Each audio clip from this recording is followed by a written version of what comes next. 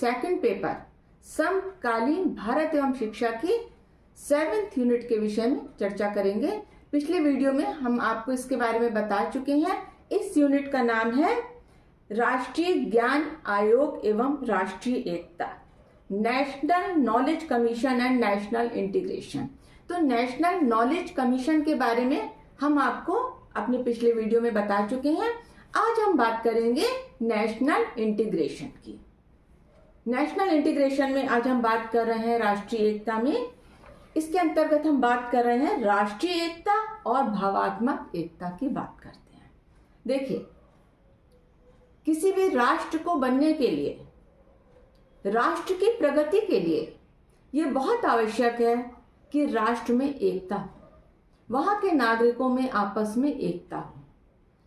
राष्ट्रीय एकता से तात्पर्य है कि वो राष्ट्र का नागरिक, चाहे उसकी कोई भी जाति हो, कोई भी धर्म हो, वो किसी भी वर्ग का हो, किसी भी वर्ण का हो, अमीर हो, गरीब हो, लेकिन उन सब में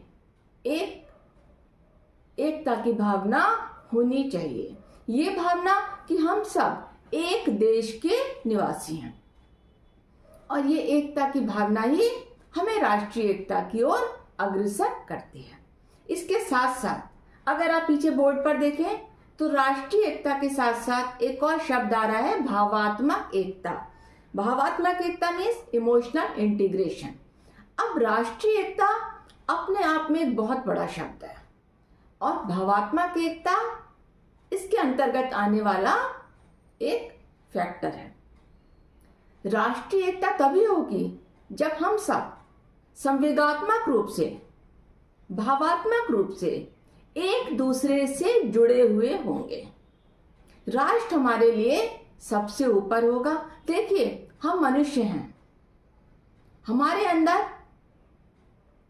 संवेग हैं, इमोशंस हैं हमारे अंदर।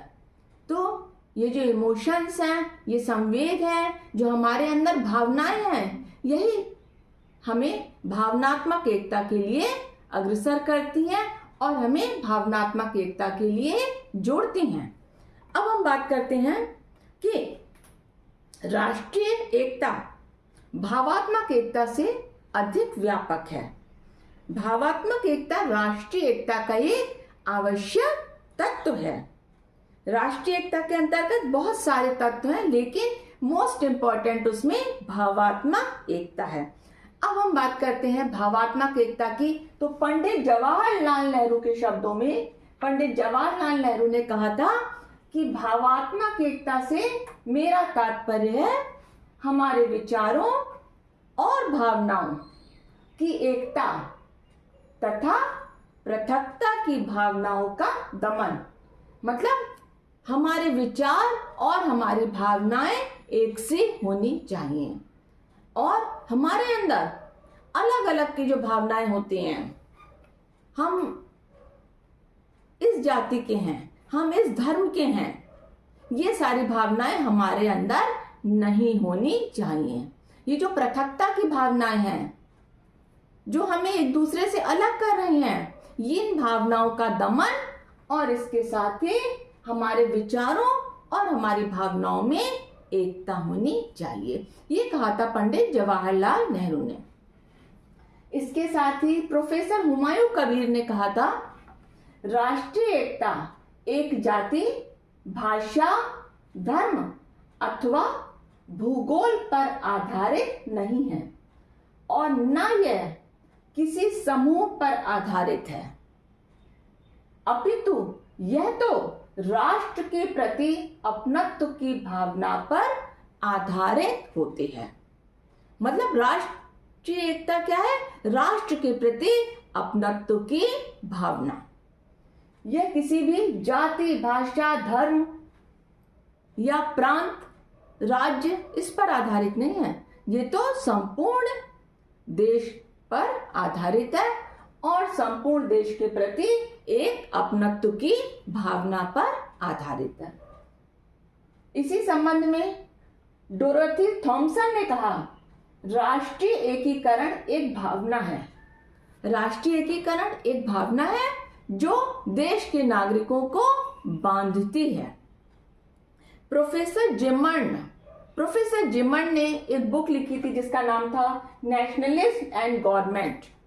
नेशनलिस्ट एंड गवर्नमेंट में भी इन्होंने यही कहा कि मेरी दृष्टि में राष्ट्रीयता का प्रश्न सामूहिक जीवन, सामूहिक विकास तथा सामूहिक आत्मसम्मान से संबंधित है।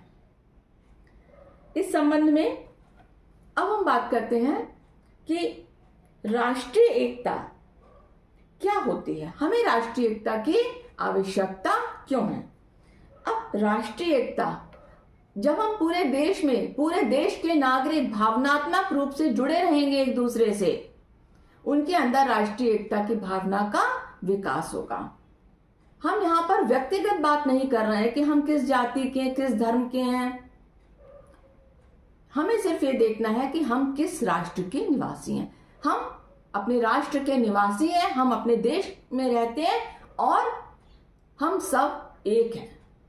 जैसे हम सब भारतीय एक हैं, भले ही हमारी जाति, हमारा धर्म, हमारा प्रांत, हमारा समुदाय कुछ भी हो, लेकिन भावनात्मक रूप से और राष्ट्रीय रूप से हम सब भारतवासी एक हैं और यही हमारे अंदर राष्ट्रीयता की भावना को विकसित करता है।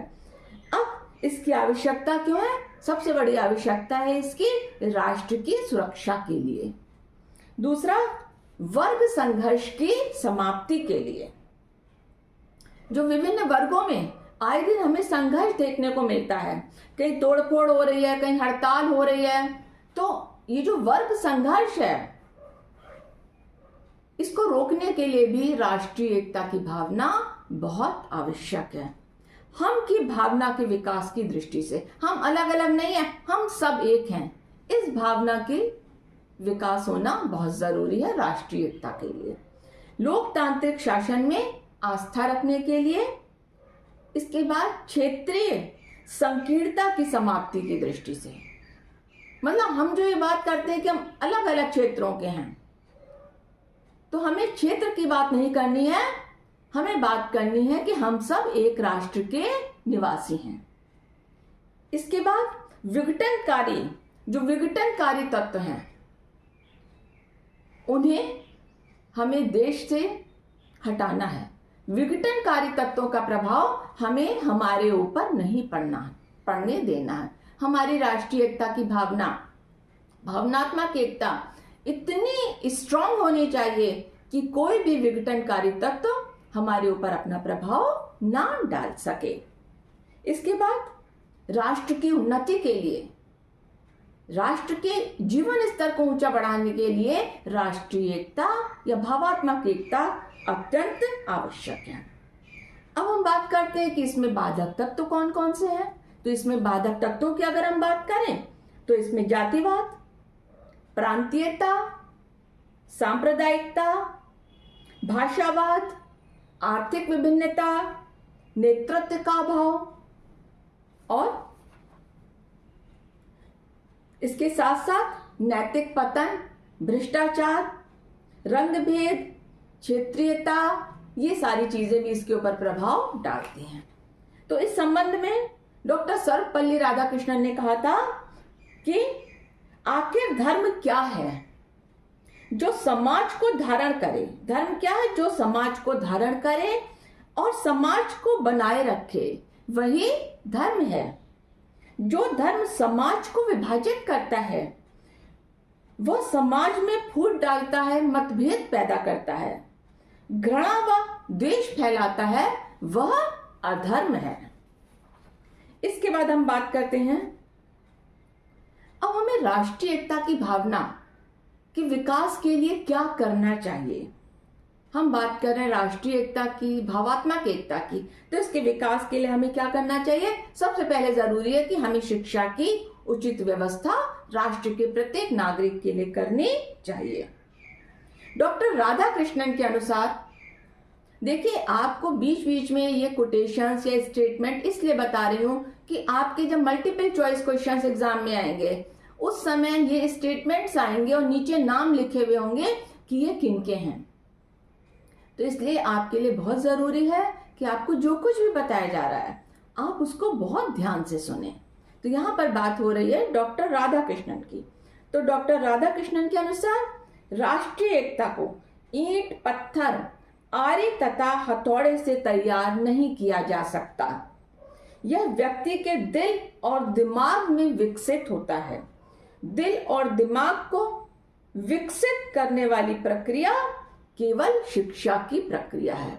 केवल शिक्षा की प्रक्रिया ही एक ऐसी प्रक्रिया है जो हमारे दिल और हमारे दिमाग को विकसित कर सकती है। इसके बाद आदर्शों की स्थापना। आदर्शों की स्थापना। अब हमारे जो 3 शाश्वत आदर्श हैं, सत्यम, शिवम और सुंदरम, इनकी स्थापना करना अत्यंत आवश्यक है। मतलब सत्य, अहिंसा, अस्तेय, अपरिग्रह और ब्रह्मचर्य, ये हमारे जीवन की पहचान है। सत्य, अहिंसा, अस्तेय, अपरिग्रह और ब्रह्मचर्य। इसके बाद सामाजिक विषमता का अंत, जातिवाद, भाषावाद, प्रांतीयता और सांप्रदायिकता पर रोक, राजनीतिक दलों के लिए मापदंडों का निर्माण, राष्ट्रीय कानून की सर्वव्यापकता और राष्ट्रीय वस्तुओं और क्रियाओं को सर्वोच्च स्थान। ये बहुत जरूरी है कि हम राष्ट्रीय वस्तुओं का सम्मान करें। अब इसमें शिक्षा का क्या योगदान है? तो शिक्षा का बहुत बड़ा योगदान है राष्ट्रीय एकता, भावात्मक एकता के लिए। देखिए, आपने स्कूल्स में देखा होगा, आप पहली कक्षा से ये चीज देखते आ रहे होंगे कि सबसे पहले सवेरे आपकी फर्स्ट पीरियड लगने से पहले आपकी प्रेयर होती है। प्रेयर में साथ साथ आपको दिवस का सुविचार बताया जाता है और आपको नैतिक शिक्षा संबंधी बातें बताई जाती हैं। इसके बाद आपने ये भी देखा होगा कि स्कूलों में महापुरुषों के जन्मदिन का आयोजन किया जाता है।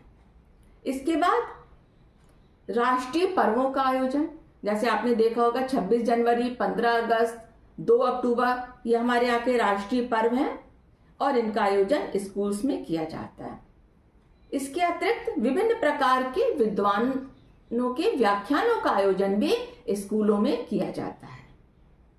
धार्मिक उत्सवों का आयोजन, जैसे विद्यालयों में दिवाली, होली, ईद, दशहरा, गुरु पर्व, क्रिसमस, इस सभी प्रकार के धार्मिक आयोजनों का ये सारे आयोजन किए जाते हैं।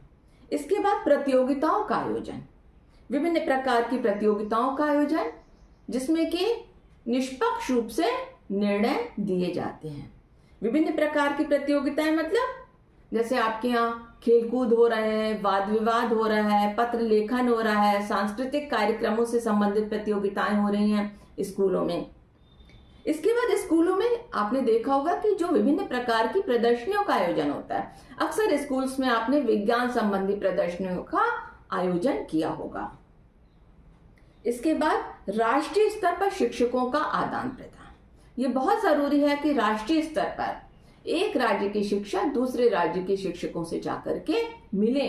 शिक्षकों का एक सम्मेलन होना बहुत जरूरी होता है कि सभी राज्यों के शिक्षक आपस में मिलें, बातचीत करें, जिससे कि उन्हें पता चले कि विभिन्न राज्यों में किस प्रकार से शिक्षा व्यवस्था करी जा रही है। इसके बाद अंतरराज्यीय खेलकूद सांस्कृतिक कार्यक्रम, इंटर स्टेट जैसे स्पोर्ट्स होते हैं, विभिन्न प्रकार की कल्चरल एक्टिविटीज होती हैं। इनका बहुत महत्वपूर्ण योगदान है राष्ट्रीय एकता की भावना को विकसित करने में। अंतरराज्यीय शिविरों का आयोजन, इसके बाद रेडियो और दूरदर्शन का प्रयोग, इसके बाद राष्ट्रीय और सामाजिक संस्थानों का गठन, जैसे कि आपने देखा होगा कि एनसीसी है, एनएसएस है, स्काउटिंग है, गाइडिंग है, स्काउटिंग गाइडिंग, ये आपने देखा होगा। एनसीसी करी होगी आपने, एनएसएस में देखा होगा कि ये सारी चीजें जो हैं वो आपको राष्ट्रीय एकता और भावात्मक एकता की ओर अग्रसर करती हैं। तो यहां पर हमने आपको बताया राष्ट्रीय एकता के बारे में। अब शिक्षकों की क्या भूमिका है? शिक्षकों की भूमिका में बहुत जरूरी है कि शिक्षक, क्योंकि शिक्षक को हम ये कहते हैं कि शिक्षक तो शिक्षा प्रक्रिया की धुरी हैं, तो शिक्षक के लिए बहुत जरूरी है कि वो विद्यार्थियों में सहयोग की भावना का विकास करें, उनको उत्तम नागरिक बनाएं, उनके चरित्र निर्माण में विकास करें और उनको राष्ट्रीय भाषा से प्रेम करना सिखाएं। इसके बाद शिक्षकों के लिए बहुत जरूरी है कि वो छात्रों में किसी भी प्रकार की जाति, धर्म, गर्ल्स हैं, बॉयज हैं या क्षेत्रीयता है, इस तरीके का किसी भी प्रकार का छात्रों के अंदर किसी भी प्रकार का भेद ना करें। तो राष्ट्रीय एकता, भावात्मक एकता के लिए शिक्षकों का भी बहुत महत्वपूर्ण योगदान है। तो यहाँ पर हम समाप्त करते हैं आपकी यूनिट 7 को। इसके साथ ही इसमें कुछ मल्टीपल चॉइस क्वेश्चंस हैं जिनके बारे में हम आपको बता रहे हैं। जो भी आपने पढ़ा है ये उन्हीं से संबंधित है। अब राष्ट्रीय ज्ञान आयोग के अध्यक्ष कौन थे? अब इसमें 4 आंसर्स हैं, सैम पित्रोदा, ताराचंद राधाकृष्णन और डॉक्टर मनमोहन सिंह। तो यहाँ पर राष्ट्रीय ज्ञान आयोग के अध्यक्ष थे आपके सैम पित्रोदा, ये राष्ट्रीय ज्ञान आयोग के अध्यक्ष थे।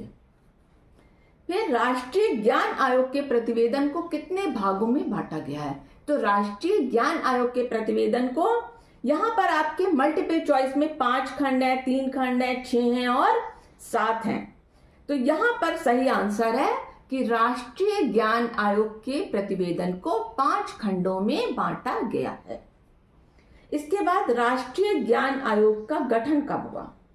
13 जून 2005, 14 जून 2006, 15 जून 2007 और 16 जून 2008। तो इसका गठन हुआ था 13 जून 2005 को। सही आंसर है 13 जून 2005।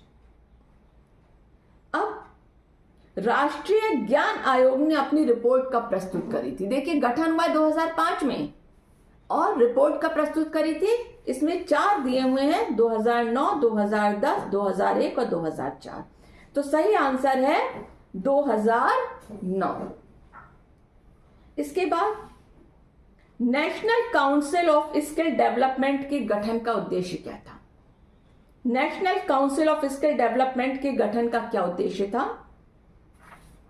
इसमें 4 आंसर हैं, व्यावसायिक प्रशिक्षण देना, व्यक्तिगत शिक्षा देना, प्राथमिक शिक्षा देना, माध्यमिक शिक्षा देना।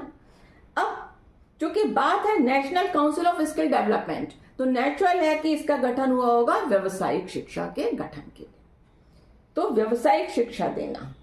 अब एक स्टेटमेंट है, भावनात्मक एकता से मेरा तात्पर्य है हमारे विचारों तथा भावनाओं की एकता तथा पृथकता की भावना का दमन। ये अभी अभी आपको बताया है, पीछे बोर्ड पर भी लिखा है। इसमें सही आंसर है पंडित जवाहरलाल नेहरू। अब नेशनलिज्म तथा गवर्नमेंट, ये किताब किसकी रचना है? अब इसमें 4 ऑथर्स के नाम दिए गए हैं, वास्को डी गामा, जिमन, के.एस. बेदी और डंकन। अब नेशनलिज्म एंड गवर्नमेंट, जैसा कि आप बोर्ड पर देख रहे हैं, इसमें सही आंसर है प्रोफेसर जिमन। तो सही आंसर पर आप टिक लगाएंगे, प्रोफेसर जिमन। इसके बाद हम एनजीओ किस प्रकार की संस्था है? सरकारी संस्था है, गैर सरकारी, सहकारी और विदेशी संस्था। एनजीओ किस प्रकार की संस्था है? तो एनजीओ एक गैर सरकारी संस्था है। इसके बाद राष्ट्रीय एकता में बाधक तत्व हैं। राष्ट्रीय एकता में बाधक तत्व हैं भाषावाद, प्रांतीयता, जातिवाद और उपरोक्त सभी। तो राष्ट्रीय एकता में बाधक तत्व हैं, राष्ट्रीय एकता में बाधक तत्वों की अगर हम बात करें तो राष्ट्रीय एकता में ये सभी तत्व बाधक हैं। जब हम बात करते हैं भाषावाद की, प्रांतीयता की, जातिवाद की, तो यहां पर ये सभी जो है वो राष्ट्रीय एकता में बाधक तत्व हैं। अब राष्ट्रीय गान की कुल अवधि कितने सेकंड है? राष्ट्रीय गान की कुल अवधि कितने सेकंड है? 52 सेकंड, 51 सेकंड, 56 सेकंड और 36 सेकंड। तो राष्ट्रीय गान की कुल अवधि है आपकी 52 सेकंड। ध्यान रखिएगा, राष्ट्रीय गान की कुल अवधि है हमारी 52 सेकंड। 52 सेकंड है राष्ट्रीय गान की अवधि। तो यहाँ पर हम समाप्त कर रहे हैं आपकी यूनिट 7। नेक्स्ट में आपकी शुरू करेंगे यूनिट 8, भारत में शिक्षा के मुद्दे और चुनौतियां। Thank you.